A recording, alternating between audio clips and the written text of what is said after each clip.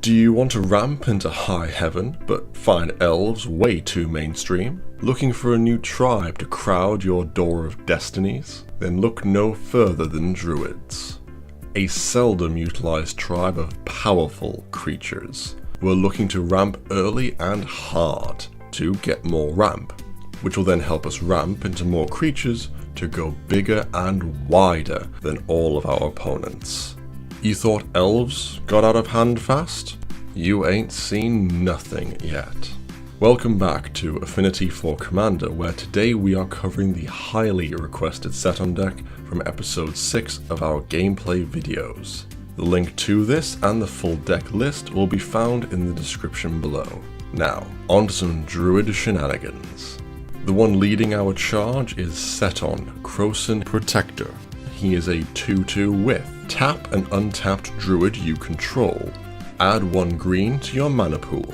Now the important part to remember here is that Seton is the one tapping your druids. This means his ability to generate mana gets around Summoning Sickness, a very powerful ability when we are looking to drop our hands faster than the rest of the table. So let's start from the ground up.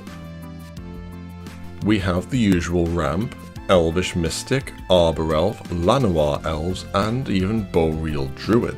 Remember, all of these creatures are druids in addition to their normal types.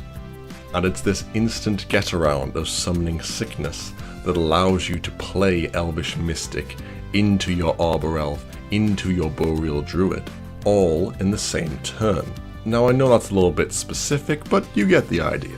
Slightly higher up our mana curve we have druids such as Voyaging Satyr, Channeler Initiate, and Werebear. Yes, I said Werebear. Any deck where you can justifiably run this card is always good by me. But do bear in mind that every druid we're about to talk about also ramps you thanks to Seton's ability. Sylvan Advocate, Brood Hatch Nantuko, and Druid Lyrist all have their own presence and use in the deck, whether that be as a replacement Tarmogoyf, a neat little combat trick, or as just basic enchantment removal. These cards also serve as ramp thanks to Seton's ability. As you may have noticed by now, this druid deck runs a lot of elves, with the 2 creature types often meeting one another. So, why not capitalize on that by running cards like Priest of Titania, Elvish Archdruid, or Elvish Harbinger? These cards both ramp and bolster our board, applying some much needed muscle to our army of small creatures. So, now we've generated all the mana in the world. What do we do with it? The answer is twofold: mana sink abilities and beefy creatures. Looking at sinks for our mana, there are none better for overrunning your opponent than Kamahl, Fist of Krosan, which is also a great story and flavor win if you know the lore. The ability of turning your 1/1 or 2/2 creatures into 4/4 or 5/5s with trample at the drop of a hat can be devastating when played at the right moment. And if you've got the mana, which you do, you get to activate his ability multiple times. It's not tap, it's not once per turn. But again, this is your late to mid game strategy. And if an opponent, or Urza forbid, opponents is still alive, then be prepared for a huge crackback. Kamahl's other ability to turn a land into a 1/1 creature can also act as a great insurance policy against any potential board wipes. Oh, you wish to destroy all of my druids? Well, now your lands are 1/1s and they are destroyed as well.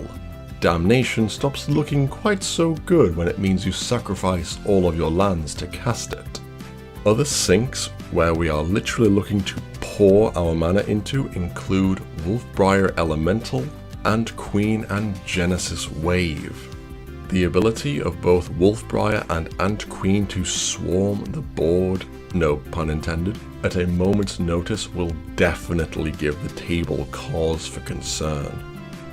Onto Genesis Wave. This is just one of those cards that works exceptionally well in a non-land permanent heavy deck like ours.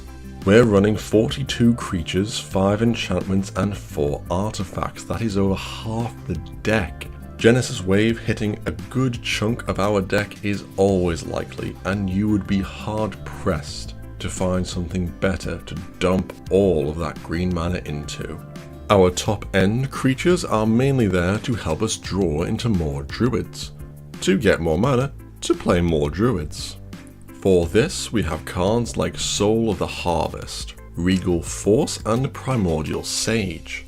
Any of these cards on turn 4, which is easy enough to accomplish, is backbreaking against the rest of the table if they do not have an immediate answer.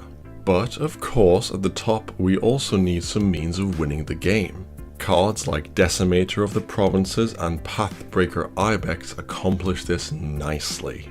Before we get on to the rest of the deck, one card needs to be mentioned, and it is the card for me that really pushes this deck into heavy tribal druids over elves.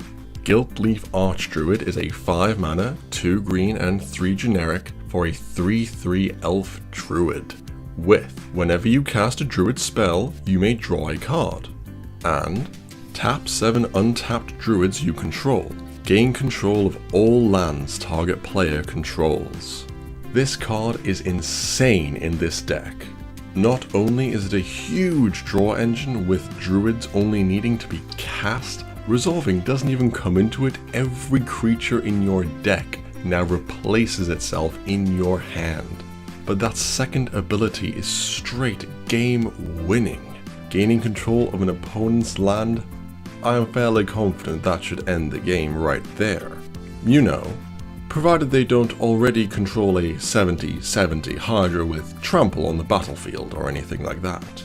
Moving on to tribal good stuff, we are running cards such as Kindred Summons. We're going wide here, and this lets us go even wider. At instant speed, heck, do it in your opponent's end step, why not? Holistic Wisdom helps recur some key pieces of our deck like Kamal, and cards like Door of Destinies and Vanquisher's Banner are must-includes in a deck that's looking to go wide and wants to keep the pressure on at all times. And if you're looking for something super spicy and to catch your opponents off guard when you swing in with just a group of plain old 1/1s, Tribal Unity is a really great combat trick to blindside unsuspecting players. Splash around some late game enders in the form of Overrun and Overwhelming Stampede to make your druids an army to be reckoned with, and some card draw in the form of Shamanic Revelation and Lifecrafter's Bestiary to keep your engine going, and you've got a solid tribal deck, all ready and raring to stampede all over the rest of the table. For the lands, the deck runs a Nykthos, Shrine to Nyx, and Weirwood Lodge to aid in our ramping dreams. Untapping Nykthos with our Voyaging Satyr can generate insane amounts of mana. In addition, we're also running Temple of the False God, Mage Ring Network, Opal Palace, and Rogue's Passage for that one time when we really need to swing in with one swole druid. Round this off with 27 forests, and that's a 33 card land base that this deck gets away with running. If you like the deck but think there's room for improvement, I've got you covered. Magic players looking to throw down really hard can include cards like Craterhoof Behemoth to try and really make sure everyone at the table is super dead at the end of their combat phase. You could also include cards like Worldly Tutor, Birthing Pod, or Chord of Calling to ensure more consistency and increase the ways of tutoring up your win conditions. But even after all that, the deck is still reasonably priced for a solid mono green commander deck.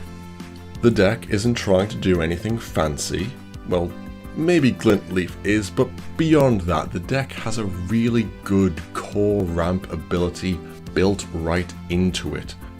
with enough versatility and robustness to keep coming back into the game and then stealing it out from under your opponents.